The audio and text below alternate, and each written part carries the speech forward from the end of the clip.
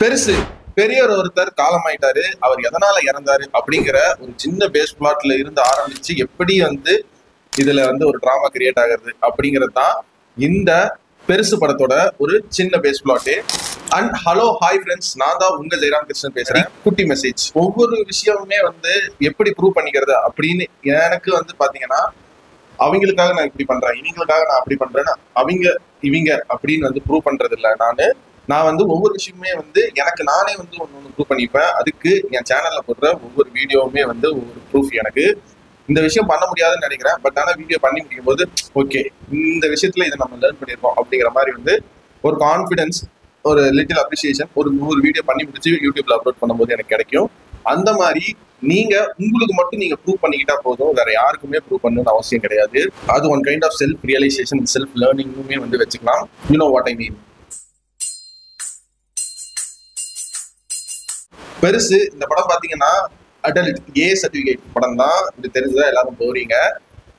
Okay, நான் எடுத்தோடனே வந்து பாசிட்டிவ்ஸை மட்டும் சொல்லிடுறேன். பாசிட்டிவ்ஸ் பாத்தீங்கன்னா இந்த படத்துல ஹேண்டில் பண்ண ஹியூமர் கண்டென்ட், ஒவ்வொரு சீனுமே வந்து பாக்குறதுக்கு புதுசா இருக்கு. படத்தோட பேக்ரவுண்ட் ஸ்கோர் இந்த படத்தோட ஹியூமர் மீட்டரையும் டார்க் ஹியூமர் மீட்டரையும் அழகா மெயின்டைன் பண்ணியிருக்கு.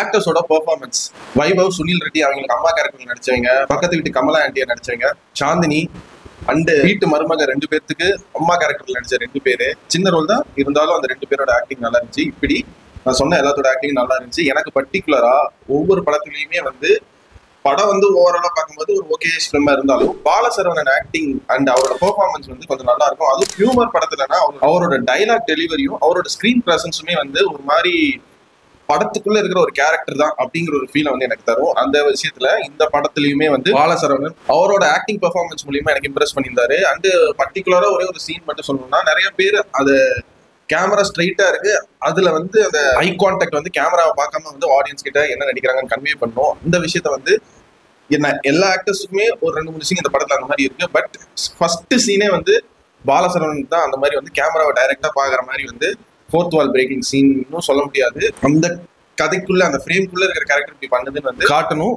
கொஞ்சம் ஐ கான்டாக்ட் வந்து கேமரா பார்த்துச்சுன்னா இவர் நடிக்கிறான்னு தெரிஞ்சிடும்.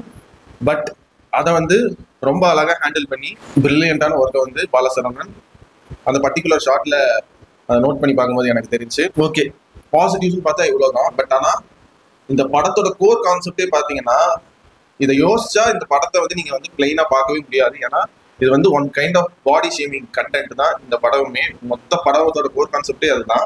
பட் அப்படி யோசிச்சு இந்த படத்தை பாத்தீங்கன்னா இந்த படத்துல என்ன சொல்ல ட்ரை பண்ணியிருக்காங்க அப்படிங்கிற என்டர்டெயின்மெண்ட் ஃபேக்டரை விட்டுருவீங்க.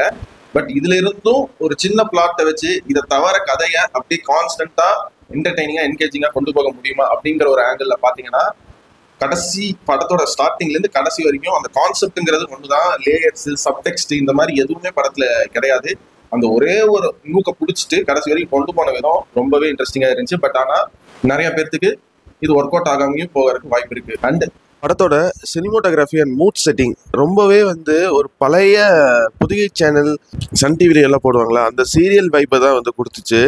மேபி அதை கொஞ்சம் மாற்றிருந்தா கொஞ்சம் இன்னும் படம் இன்னும் இந்த 2025ல இருக்கிற new age entertainer adult comedy ஃபிலிம்ஸ்ல one of the best adult comedy ஃபிலிம்ஸா இந்த படம் வரதுக்கு வாய்ப்பு இருக்கு. அந்த ஸ்டேஜிங்கை அவங்க மாற்றிருக்கலாம், டைலாக்ஸுமே அந்த மாதிரி தான். இன்னொன்று, சாந்திங்கிற கேரக்டர்ல நிகாரிகா நடிச்சிருப்பாங்க. போக போக அவங்க டைலாக் டெலிவரி அந்த கேரக்டருக்கு ஒட்டிடுச்சு. But starting of the portion பாத்தீங்கன்னா ஏதோ மக்கப் பண்ணி பேசுற மாதிரி இருந்துச்சு டைலாக் டெலிவரி. அதை கொஞ்சம் இம்ப்ரூவ் பண்ணிருக்கலாம் படத்துல. அது மட்டும் அவுட் ஆஃப் பாக்ஸ் ஆர்டிஃபிஷியலா இந்த மாதிரி இருந்துச்சு. அண்ட் கேரக்டர் ட்ரிவனா வந்து பாத்தீங்கன்னா அந்த கான்செப்ட்ல மட்டும் கான்சென்ட்ரேட் பண்ண மாதிரி இருந்துச்சு. போரிங்காவுமே வந்து அந்த கான்செப்டுக்குள்ளே இருக்கிறங்காட்டி. ஸோ ஸ்பாய்லர் இல்லாம சொல்லணும்னா இதெல்லாம் தான் வந்து இந்த படத்தோட negatives. And out of the box இதை தவிர பாசிட்டிவ்ஸ் சொல்லணும்னா, முனிஷ்காந்த் அண்ட் வைபவோட ஆக்டிங், இவங்க 2 பேரும் ரொம்ப சிறப்பாக நடிச்சு கொடுத்துருக்காங்க.